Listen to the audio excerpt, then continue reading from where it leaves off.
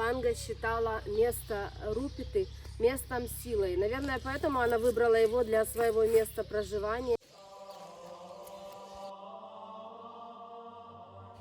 Это ее комната, да? Нет, это не ее комната. Здесь на территории есть дом Ванги, в котором она жила. Мы сейчас к нему сходим.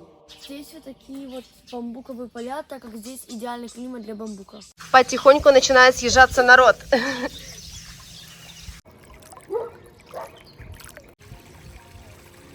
Надо было сначала ехать сюда, а потом в те бассейны.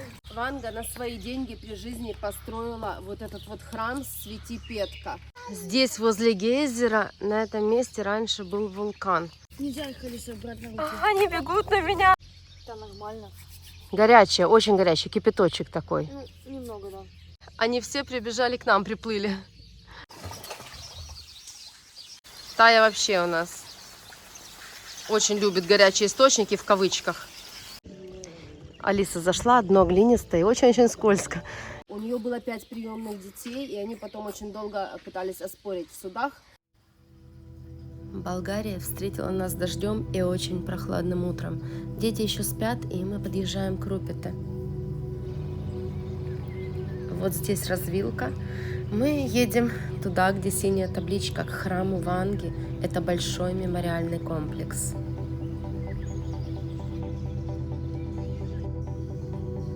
Уже 8 часов утра, и сейчас буду будить потихонечку народ.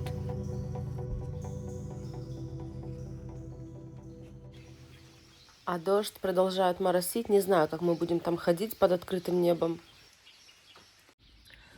С развилки мы повернули налево.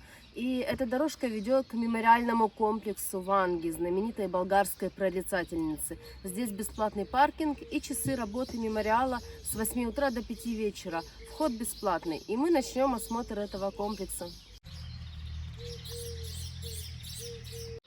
Вход в комплекс свободный, для посещения бесплатный. Заходите. Птички поют, раннее-раннее утро. И мы сегодня здесь первые посетители. Ванга умерла в 1996 году в возрасте 85 лет от рака груди. Она отказалась от операции и химиотерапии. Ванга считала место Рупиты местом силы. Наверное, поэтому она выбрала его для своего места проживания. И ей очень нравились горячие источники минеральные. Мы в них чуть позже сегодня обязательно побываем. И она прожила здесь последние 20 лет своей жизни. За свою жизнь, наверное, здесь она приняла более 1 миллиона посетителей. И все, что она предсказывала, практически все сбывалось у всех. К ней ехали люди со всего мира, со всего бывшего Союза, из разных стран. У Ванги здесь, у скульптуры ее, все руки такие золотые, вытертые. Туристы, очень много туристов сейчас съезжаются сюда, в этот мемориальный комплекс, оставляют монетки и загадывают желания. Здесь неподалеку она похоронена, и говорят, что если на ее могиле загадать желание, то оно обязательно сбудется. А еще я хочу сказать, что Ванга на свои деньги при жизни построила вот этот вот храм Святи Петка. Но церковь не хотела его признавать, потому что им не понравилось, как расписали иконостас. Святых рисовал ее художник, ее друг при жизни. И он нарисовал их немножко не похожими на стандартных святых. И из-за этого церковь не хотела это все признавать. И возник конфликт. А еще, когда Ванга написала завещание перед своей смертью, она все это оставила государству. У нее было 5 приемных детей, и они потом очень долго пытались оспорить в судах это все, но суды они так и не выиграли. Когда в 1911 году в городе Струмица на границе Македонии и Болгарии родилась девочка, родители даже представить себе не могли, какая судьба ее ожидает. Малышка родилась настолько слабенькая, что даже имя ей давать не стали, не думали, что она выживет. Девочка только ела и спала, и первый плач от нее услышали только через 2 месяца. Девочку назвали Вангелия, Ванга, благая весть. В 12 лет во время страшного урагана Ванга ослепла. Ее глаза были засыпаны песком и пылью, и нужно было делать операции. Родители были настолько бедные, что денег постоянно не было. И одну операцию все же сделали, но пока собирали деньги на вторую, у нее наступила полная слепота. Здесь колокольня, И между храмом и колокольней похоронена Ванга. Вот ее могила. Всю ночь в дороге шел дождь, а когда мы подъехали сюда, к комплексу мемориальному, он закончился резко. Мама, кто это? В комплексе есть выставочные залы, иконы и магазинчики. Здесь свободный вход, можно зайти посмотреть. Это ее комната, да? Нет, это не ее комната. Здесь на территории есть дом Ванги, в котором она жила. Мы сейчас к нему сходим. Это тоже она?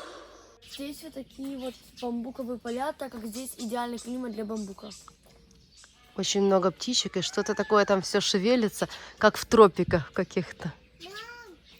Мам, тут где-то на дерево браслетики. Угу.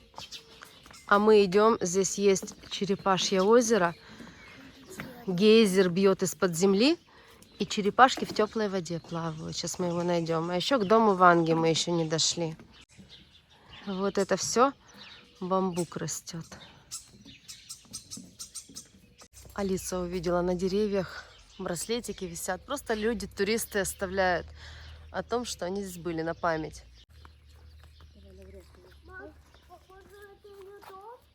Территория комплекса небольшая, но она очень ухоженная. Здесь много цветочков, кустики подрезаны, мостики, скамеечки. Красиво очень сделано. Мы ищем дом, в котором жила Ванга. И здесь вот указатель и ее портрет.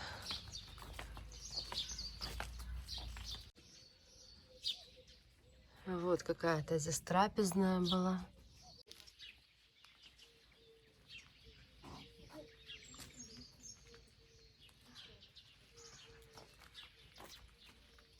Алиса зашла уже внутрь. Маленькие уютные комнатки. Скамеечка, на которой выходила и сидела Ванга.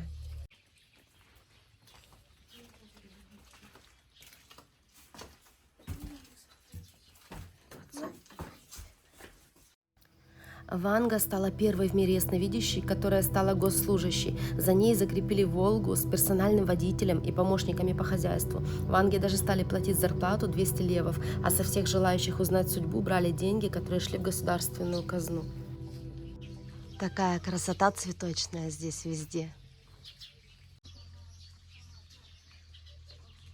Смотрите, лимоны лежат. Да, в каждой комнате лимон. А здесь Ванга принимала посетителей своих. Все предсказания Ванга делала при помощи кусочка сахара, который накануне нужно было положить под подушку, а утром принести Ванге.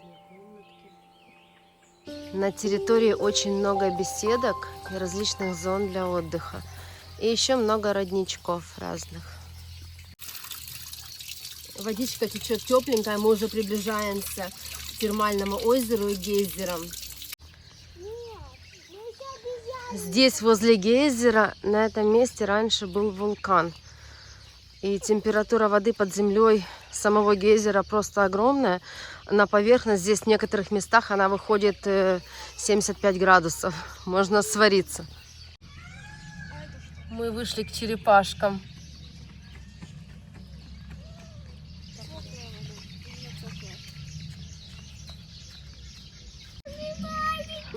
Смотри, смотри.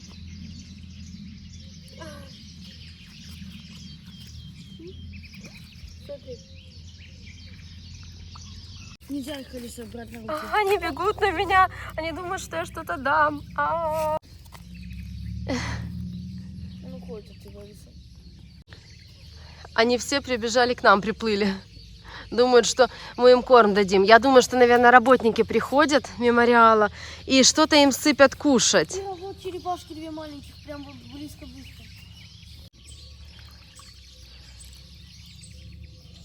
Хорошо им здесь, да? Маленький черепашонок, да? Ты увидела его, Алис? А что он ко мне не проплывает? Он боится людей. Маленький? Ну, не надо, пожалуйста. Естественно, купание здесь запрещено, заборонено, потому что распугали бы туристы всех черепашек. Теплая вода в Черепашье озеро вытекает из вот этого вот гейзера. треснет. А ты трогала горячее? Отсюда главный источник идет, главный гейзер.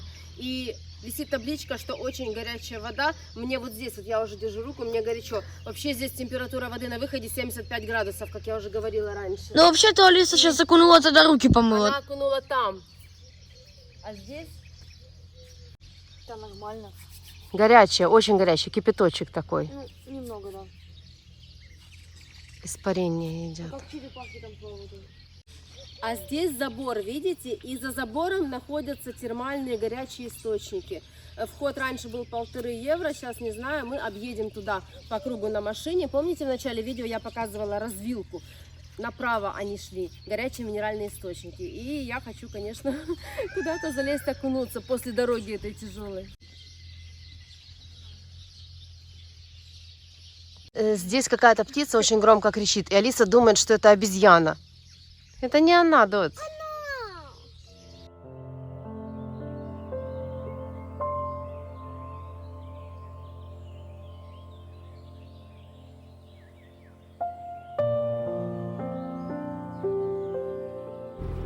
Только вышли из комплекса мемориального, и опять ливень пошел.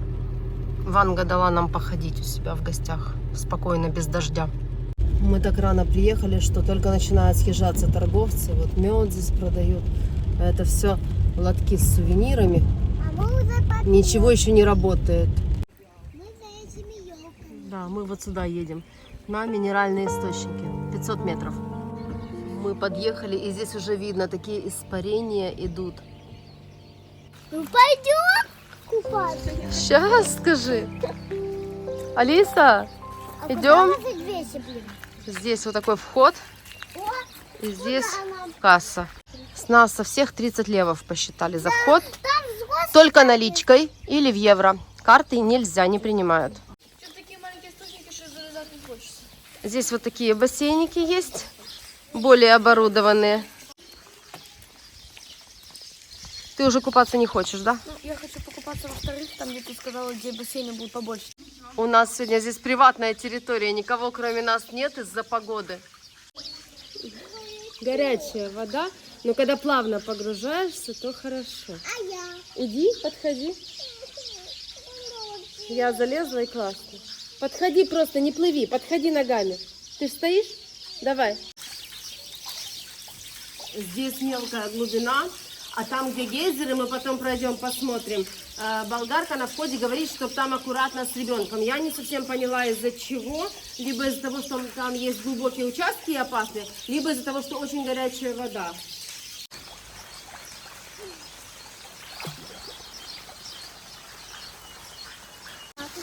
Кира уже залезла.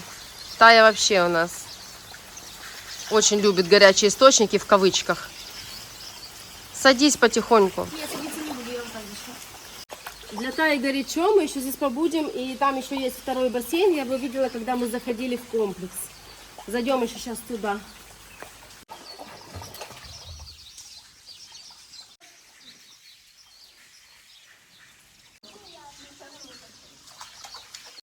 В источнике можно находиться от 5 до 15 минут и делать перерывы.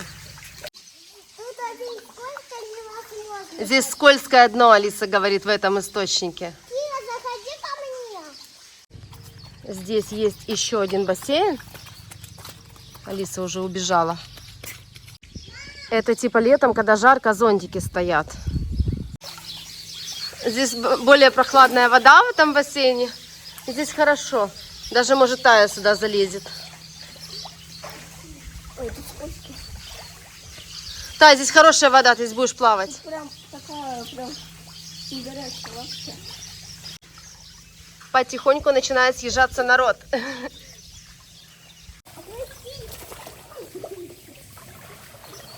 Мы одни в бассейне, да? Мне кажется, зимой здесь классно, когда на улице мороз и вокруг снег в горах. И в этих теплых бассейнах просто кайфово. Вот, я умею, хорошо. Плывет? Либо вот так. Не, я не хочу на плыви за мной, плыви, плыви, плыви. Алиса! Не пить воду здесь, хорошо? Опа!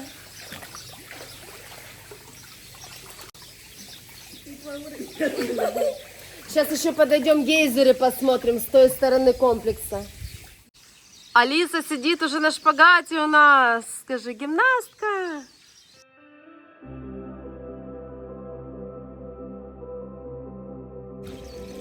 Мы объехали вокруг, и здесь дикие гейзеры, а дети не пошли, остались в машине, им достаточно бассейнов.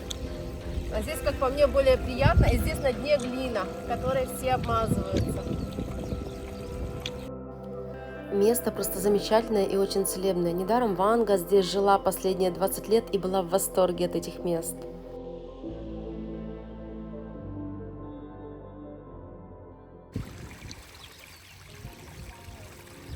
Надо было сначала ехать сюда, а потом в те бассейны.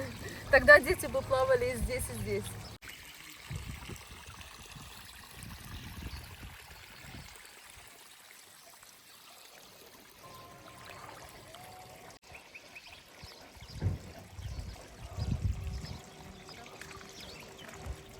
Алиса пришла узнать, что тут происходит, да? Я хочу по ногам. Нет, тогда надо штаны снять, иначе ты их намочишь. Иди на скамейку, сними штаны. Хорошо. Алиса зашла, дно глинистое, очень-очень скользко. Не намочи мне свитер, хорошо? Здесь очень приятная вода, очень такое место приятное. Алиса, не лезь.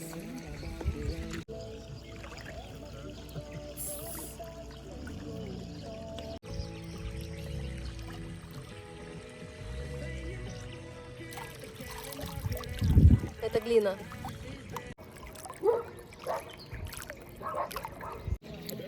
Мы с Алисой такие, что любим попробовать все. Тебе понравилось здесь? Будем мы собираться и ехать дальше. Впереди 100 километров по горной Болгарии. Да, в Одессе мы будем завтра. Мы, наверное, сделаем остановку в Долна Баня, в еще одном термальном отеле. Да, и в домике. Мне было интересно, и я изучила множество информации о жизни и предсказаниях Ванги. Мнений по этому поводу очень много, скептики ей не верят и даже считают ее агентом КГБ и мошенницей. Мы не можем ее осуждать, потому что человека давно нет, но память о ней жива и останется здесь. Сегодняшний день мне очень понравился, понравились источники, понравился мемориал, и мы выехали в дорогу, едем дальше в сторону Одессы, и снова пошел дождь. Ванге спасибо за то, что разрешила нам побывать у нее без дождя. Сделали остановку в Софии в Маке. Нас заказывали. Меня бесит, что в Европе все в пакетиках подают, а в Украине именно в нормальных штуках. Что у вас тут? Тон-тон-тон. Рыбный бургер. Мороженое. Дадите Алисе лизнуть мороженое, а то она будет плакать, хорошо? Мы зашли в Мак, и мы уже не будем нигде до Одессы останавливаться, так как мы уже купили еду в Лидле, и сейчас поедем тут. Собирались остановиться, сделать ночевку в термальном отеле, но пошел ливень, да, и нет смысла, потому что бассейны не сложатся у нас. Все жуем и в путь. Смотрите. Гена позвонил, говорит, 600 километров и вы дома. Я говорю, да, конечно, мы в Софии. Когда от Софии было до Одессы 600 километров. Еще 1000 с чем-то ехать, опять мы будем ночь в дороге. Но я эту ночь спала на заправке, поэтому эту доеду, быстро я думаю. Empty hearts and neon lights, they're playing with my mind. Gotta get out of here tonight. Oh, I want